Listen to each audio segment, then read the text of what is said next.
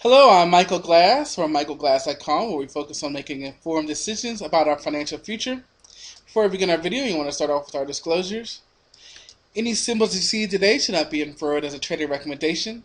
No matter what form of investing you choose, stock, forex, futures, options, they all have a level of risk associated with them. Any strategies we show today are for informational purposes only. Future results are not guaranteed. And finally, any investment decision you make is solely your own responsibility. Trade at your own risk. So this is our stock market technical analysis trading plan. In our video, we'll look at the past week's economic calendar and also look forward to next week.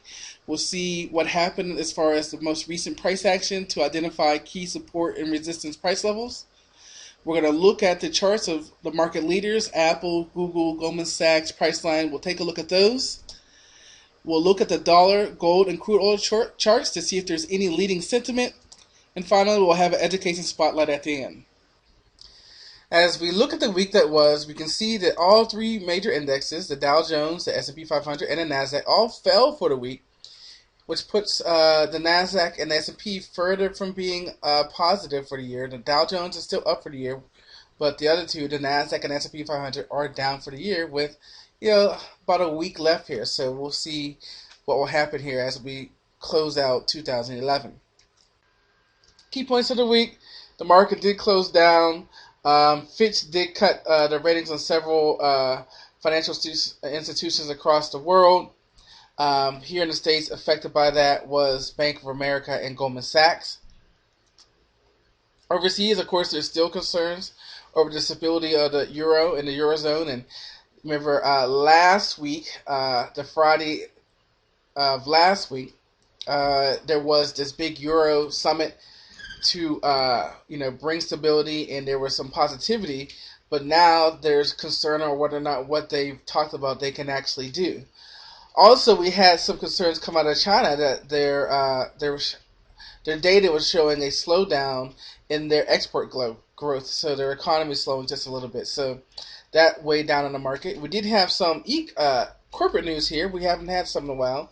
Of course, FedEx did beat on their earnings, but more importantly, Intel, a Dow component, issued a cautious outlook going forward. So that brought the market down a little bit. As far as our economic data, the big thing was the FOMC on Tuesday did keep their rates unchanged. They did say that the economy was growing at a moderate pace, so they changed their language a little bit there.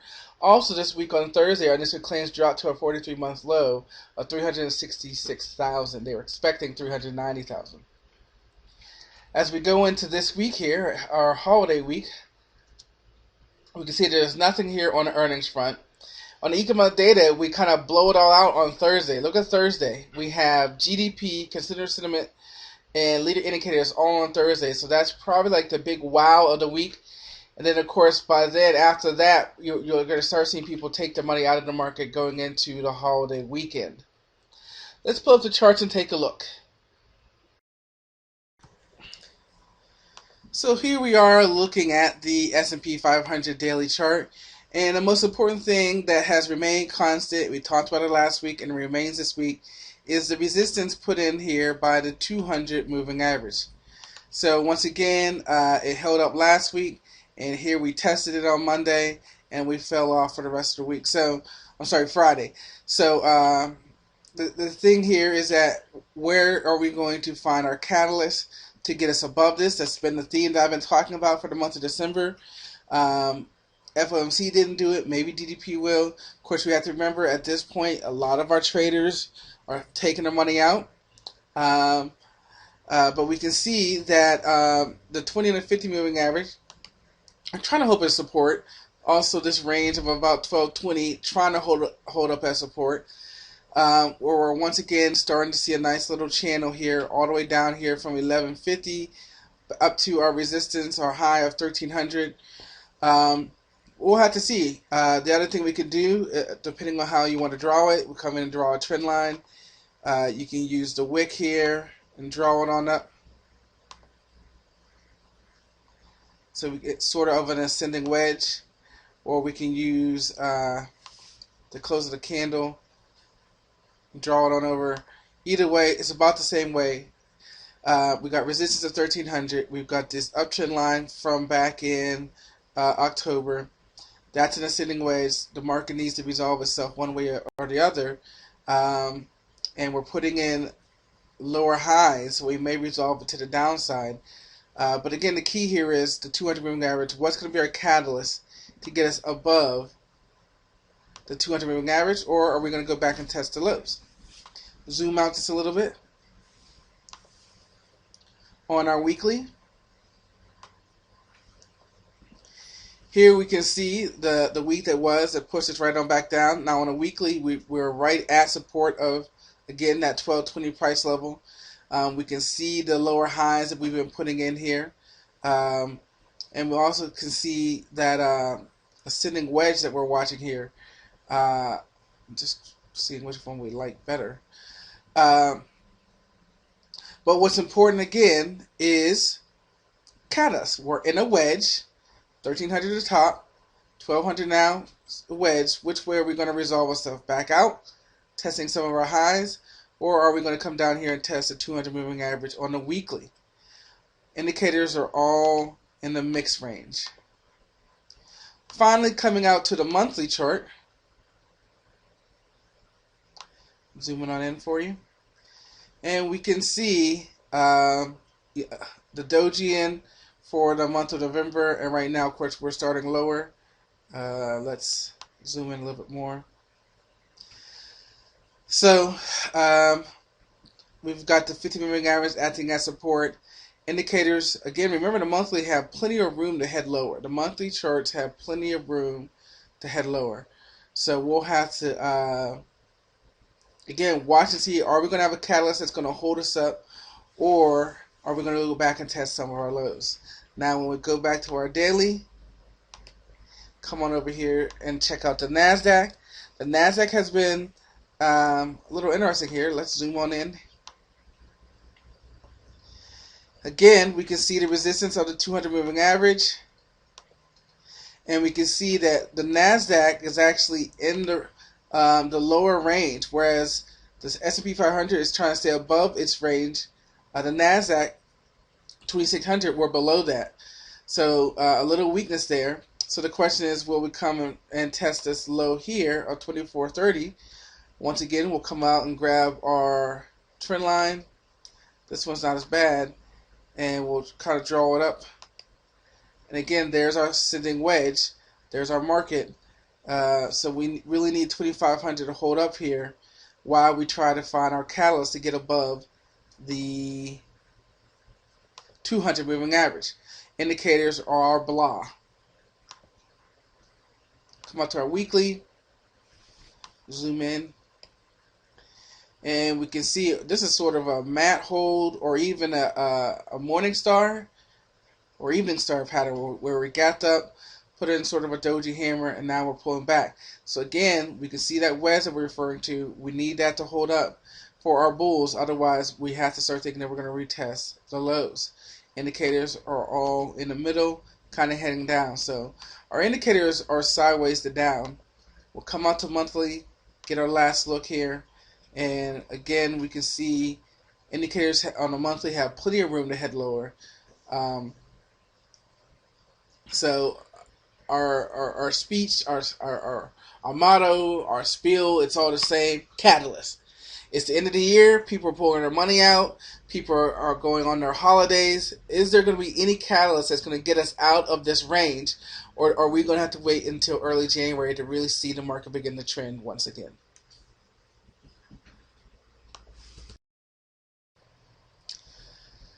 Okay, we are starting off by looking at the daily chart for Apple. And we'll zoom on in here. And we can see that we've kind of been in this big range between about 370 and about 410. And it looks like we're getting ready to head back down and test the 200 moving average here. I'm definitely seeing some weakness here. And again, notice that the market, the S&P 500, is battling to break above the 200. And here for Apple, we're hoping that 200 will be the support range. We can see here over on the market profile, although the point of control is 392, we can see the volume that has accumulated here at 380 to hopefully hold us up. However, we got an inverted hammer here, kind of a falling 3, falling 4 pattern going on here. Um, Certainly, if we break 377, we have to think that we're coming back down here to retest this November low. So that's definitely a price level to watch. But more importantly, Apple sideways to down. Amazon, we'll zoom in on here. And here, nice little hammer here. But we didn't get that fall through, even though we got a gap up above. This would be Tuesday. We're really putting in 2 dojis. So the market's trying to hold on to this 180 support price level. You can see it on our market profile where 182 is being the point of control. But really the 10 moving average, 20 moving average holding up as resistance. Some sideways action here from late November. Definitely sideways and down for Amazon. Google. The good news, we gapped up, we came down, tested the 200 moving average, had a nice move up from here. And, again, the good news here is that it looks like the market is trying to hold up here above 618. But, it's not bullish, but it's definitely sideways. I wouldn't say sideways to down. You can see the volume really accumulating here, 622 being the opponent control. So you can see we really need to get above 629, 630 to get back up here to retest the 636 high. But, so Google sideways. Goldman Sachs. Now remember from our opening, we talked about Goldman Sachs was downgraded by Fitch. Of course, Goldman Sachs is in a great downtrend, and it continues to put in lower highs. And now it looks like it wants to go back and retest the swing lows here. So 87 has been trying to hold up as support. And it certainly looks like we're getting ready to head down there and test that price level. So Goldman Sachs, I would say sideways to down. Notice that we have a couple stocks here retesting their lows. Where the market hasn't gotten down there to test their October lows, November lows, some of our leading stocks are. What about IBM? Zoom on in for you. IBM, sideways, maybe even sideways to down. We fell out off. You can kind of see with market profile. Here's our volume accumulation, and once we broke out of that range below 191, you can see we fell hard and fell even harder. That's a good example of market profile of these vacuum of where there's no volume. The market can move right through that. So we'll have to see 177, 178 here will hold up as support. IBM sideways, maybe even sideways to down, but I'll say sideways. Intel, we talked about them in the opening, about the giving us a cautious outlook. Okay, took a moment there to load, but in here we were in a little range, and now it certainly looks like we're getting a little bearish here, wanting to head on down here to the 200 moving average. I would say sideways to down for Intel. So we've got a lot of sideways to down and just 2 sideways. MasterCard, has survived all of the turmoil. And this one's definitely sideways. Maybe kind of like IBM. Maybe want to go sideways to down on this one. Nothing to write home about. Even though the larger chart as a whole shows this beautiful uptrend, definitely a beautiful uptrend, but right now I would say sideways to down, and I would say watch this 50 moving average to make sure that it holds up. Netflix, we know the story that is Netflix, but when we zoom on in here, resistance 75, support 61, 62-ish range, we're in the middle, sideways for Netflix, and finally Priceline. Huge range for Priceline. You can see 441 all the way up to 550-ish, 554. Huge range. When we zoom on in, you can see we just tested that range. The buyers found value here, and now we're coming back up. This 458 is where we found some support before, so I say if we can get above that, we may be able to come up here and test some of the other range. We may continue to be range bound with this one. I'm not going to say sideways or down because of this huge range and that this support of 443 has been tested and looks like it's holding up. In order for me to, we would have to see some more consolidation at this range for me to say sideways or down. So price line, I'm going to say sideways.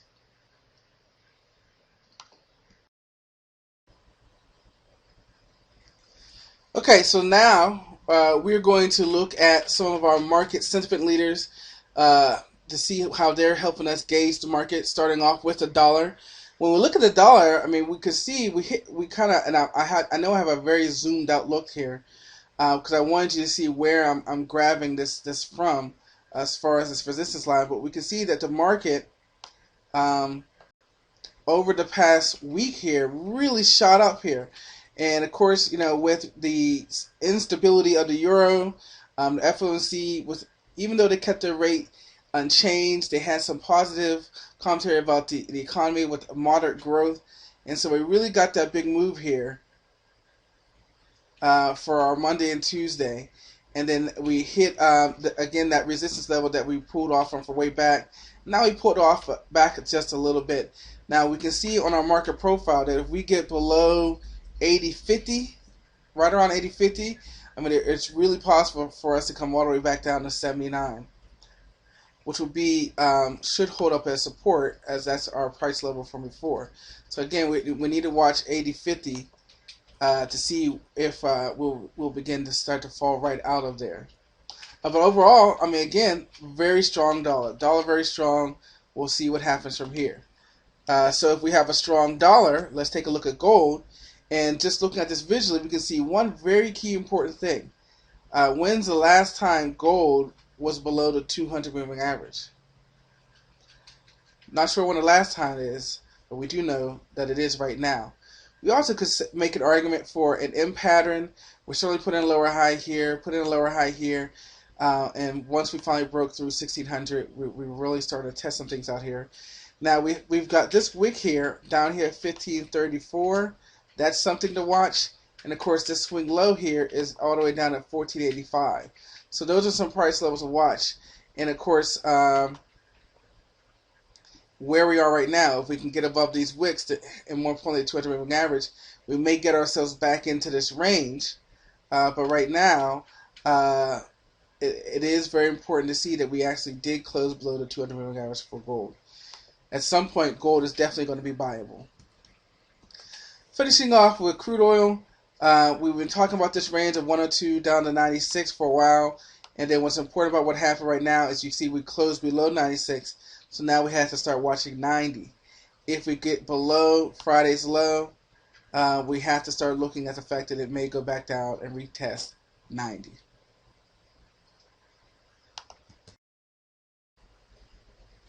As we come to our education spotlight, we're moving on to trading journals. We've talked about plans, trading systems, trading rules, trading routines, trading schedule, and now we're talking about the journal.